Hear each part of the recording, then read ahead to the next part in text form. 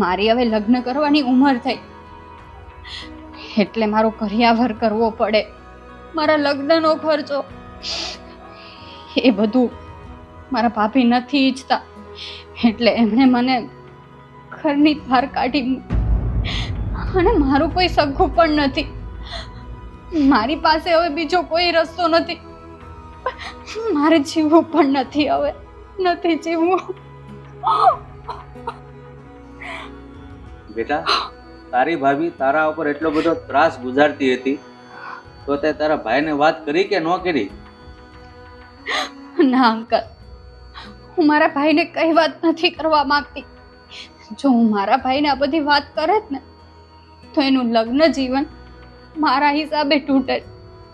હું એવું નથી ઈચ્છતી. અરે બેટા, આ તો તારી સાથે ભગવાને બહુ કરી. તારી માથે તો આમ દુઃખના પહાડ તૂટી પડે ને એવું થયું છે. પણ બેટા, એક વાત કહું, તું હિંમત નહીં હારતી. હાલ હું તને તારા ઘરે મૂકી જાઉં. ના ના અંકલ, હવે મારે મારા ઘરે પાછું નથી જવું. અરે બેન, તો તું ક્યાં જઈશ? ઘરે નહીં જઈશ તો ક્યાં જઈશ? જો બેટા, તારે તારા ઘરે ન જવું હોય તો વાંધો નહીં, પણ તું કહેશો કે મારે સગું વાલું પણ કોઈ નથી તો મારી એક વાત માનીશ બેટા?